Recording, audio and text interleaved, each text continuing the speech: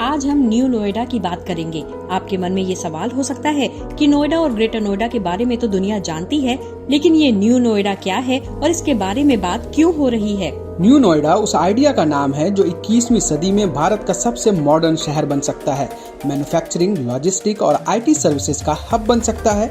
North India का semiconductor और data centre capital बन सकता है। और तो और, जब न्यू नोएडा पूरी तरह से बस जाएगा तो अकेले उत्तर प्रदेश की जीडीपी में सालाना 2 लाख करोड़ रुपए का कंट्रीब्यूशन कर सकता है। न्यू नोएडा एक ऐसा शहर होगा जो साइज में करीब करीब नोएडा के बराबर होगा, लेकिन लाइफस्टाइल से लेकर रोजगार और व्यापार तक में नोएडा से बहुत आगे होगा। 1976 में नोएडा बसाया गया था। उसके करीब 48 वर्षों के बाद अब नोएडा के पास एक और उससे भी ज्यादा एडवांस शहर बसाया जा रहा है, जिसे न्यू नोएडा का नाम दिया गया है। आज हम इसी न्यू नोएडा के बारे में डिटेल बात करेंगे। हम आपको बताएंगे कि नोएडा और ग्रेटर नोएडा के रहते न्यू नोएडा क्यों बसाया जा रहा है। नोएडा के पास बसने वाले इस नए शहर का नाम न्यू नोएडा क्यों दिया गया है। न्यू नोएडा कैसे उत्तर प्रदेश और नॉर्थ इंडिया के लिए एक गेम चेंजर सिटी बन सकता है, और आपको ये भी बताएंगे कि न्यू नोएडा को बसाने में सरकार को क्या गलती नहीं करनी चाहिए जो ग्रेटर नोएडा बसाने में हुई। कोई शहर ऐसे ही नहीं बसता, इसके पीछे 100 साल आगे की प्लानिंग करनी होती है। न्यू नोएडा का फ्यूचर प्लान भी कुछ ऐसा ही है जो काफी इंटरेस्टिंग है, इसलिए आप इस वीडियो को पूरा देखिएगा। आगे बढ़ने से पहले हमारे चैनल को सब्सक्राइब जरूर कर लीजिए। नोएडा को यूपी का ग्रोथ इंजन कहा जाता है, यानी नोएडा यूपी का वो शहर है जो अकेले 22 करोड़ आबादी वाले राज्य को देश का नंबर 1 राज्य बनाने की क्षमता रखता है। यूपी की जीडीपी में अकेले नोएडा का योगदान 80,000 करोड़ रुपए का है। फिलहाल नोएडा की आबादी करीब 10 लाख है, लेकिन जिस तरह से हर दिन यहाँ हजारों लोग बाहर से आते हैं और यहीं बस जाते हैं, अगर समय रहते नोएडा को नहीं संभाला गया तो इसकी स्थिति भी दिल्ली की तरह हो जाएगी, जहाँ सड़कों पर गाड़ियां रेंगती हैं, ट्रैफिक सिस्टम ध्वस्त हो चुका है, सकरी गलियां हैं और इंफ्रास्ट्रक्चर कोलैप्स हो चुका है। जिस तरह से हर वर्ष गुरुग्राम की सड़कें डूब जाती हैं, अखबार और टीवी चैनलों पर इस मिलेनियम सिटी का मजाक उड़ता है, वही स्थिति नोएडा की हो सकती है। हालांकि इस समस्या को 1990 में ही समझ लिया गया था, इसलिए नोएडा को बसाने के करीब 15 वर्ष बाद ही 1991 में ग्रेटर नोएडा को बसाया गया। लेकिन बसने के 33 वर्ष के बाद भी ग्रेटर नोएडा वो हासिल नहीं कर पाया जिसके लिए इसे बसाया गया था। 1990 के दशक में ग्रेटर नोएडा की आबादी 10,000 के आसपास थी, जो 2024 में 3 लाख हो गई। उसी समय यानी 1990 के दशक में ही नोएडा की आबादी करीब 2 लाख थी, जो अब 10 लाख से ज्यादा हो चुकी है। यानी नोएडा से आबादी का बोझ कम करने के जिस मकसद से ग्रेटर नोएडा को बसाया गया था, उसमें उतनी सफलता नहीं मिली। नोएडा के बाद ग्रेटर नोएडा को बसाने का मकसद बड़ी इंडस्ट्री को लाना था। बिल्डर नेक्सस, किसान आंदोलन और सरकार की लापरवाही के कारण ग्रेटर नोएडा का इंडस्ट्रियल ग्रोथ अनुमान से बहुत कम था। जबकि इसी दौर में गुरुग्राम ने तेजी से विकास किया। वहाँ की शहरी आबादी 15 लाख तक पहुँच गई। गुरुग्राम में 500 से अधिक एमएनसी और 250 से अधिक फॉर्च्यून 500 कंपनियों के दफ्तर हैं। आईटी सर्विसेज के मामले में गुरुग्राम 5वें नंबर पर है। इतना ही नहीं, हरियाणा की कुल जीडीपी में गुरुग्राम का योगदान 50% से ज्यादा है, जबकि देश की जीडीपी में करीब 0.60 है।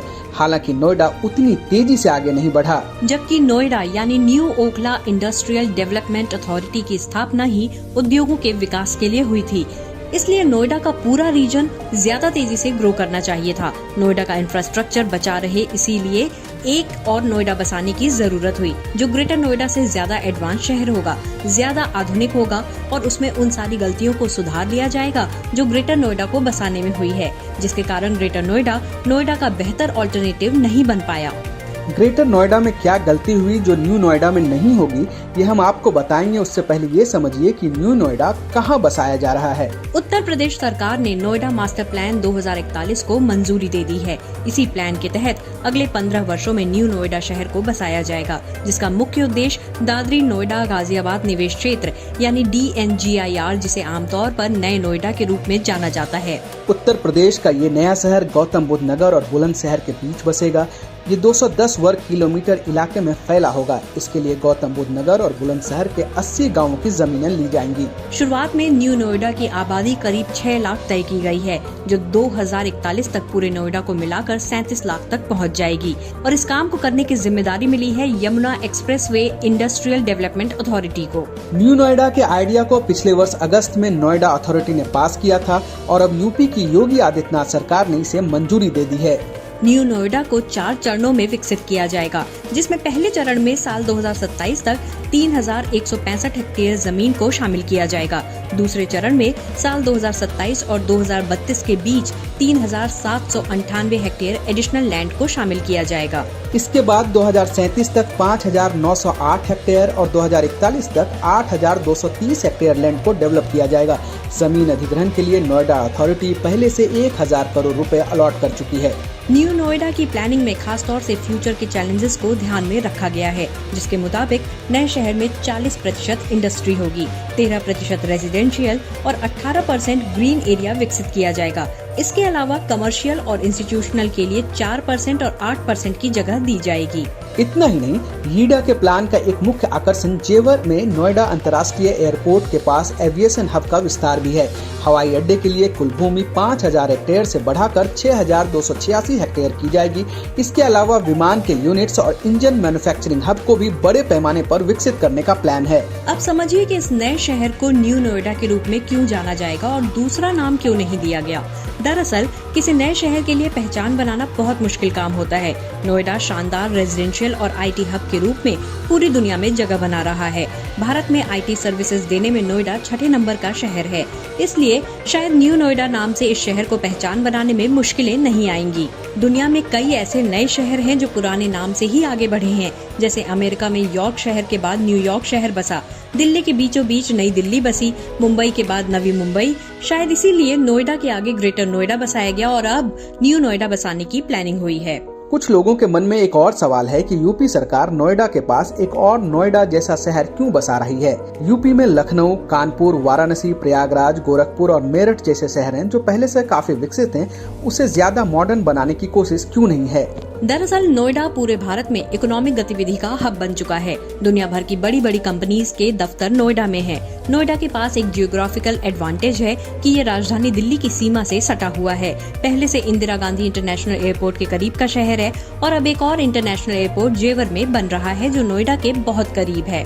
दूसरा कारण ये भी है कि यूपी के बाकी शहरों में अभी और विस्तार की गुंजाइश है, तो वहाँ पर अभी नए शहर बसाने की जरूरत नहीं है। उन्हीं शहरों का विकास तेजी से करने की जरूरत है। अब समझिए कि न्यू नोएडा की कनेक्टिविटी कैसे होने वाली है। न्यू नोएडा को जेवर इंटरनेशनल एयरपोर्ट के पास बसाया जा रहा है, तो एयरपोर्ट के लिए न्यू नोएडा को कोई इंतजार नहीं करना होगा। शहर बसने से पहले ही एयरपोर्ट ऑपरेशनल होगा। इस एयरपोर्ट को इस तरीके से विकसित किया जा रहा है कि ये आने वाले समय में लॉजिस्टिक हब बने, यानी दुनिया भर में यहाँ से सामान भेजा जाए और सामान लाया जा सके। New Noida dedicated freight corridor से भी कनेक्ट होगा, जिससे मुंबई के पोर्ट से यहाँ तक सामान लाने और ले जाने में मदद मिलेगी। न्यू नोएडा के पास दादरी में एक बड़ा ड्राई पोर्ट बनाने की योजना है जो इसे लॉजिस्टिक हब के रूप में विकसित करेगा। इसके अलावा न्यू नोएडा दिल्ली मुंबई एक्सप्रेसवे से भी कनेक्ट होगा। फरीदाबाद, नोएडा और गुरुग्राम यानी एफएनजी और कोंडली, मानेसर और पलवल यानी केएमपी से कनेक्ट होने के कारण ये हरियाणा, राजस्थान और पंजाब जैसे राज्यों से काफी अच्छे से कनेक्ट रहने वाला है। कुल मिलाकर कनेक्टिविटी के मामले में ये शहर देश के किसी भी मॉडर्न शहर से बेहतर साबित होगा।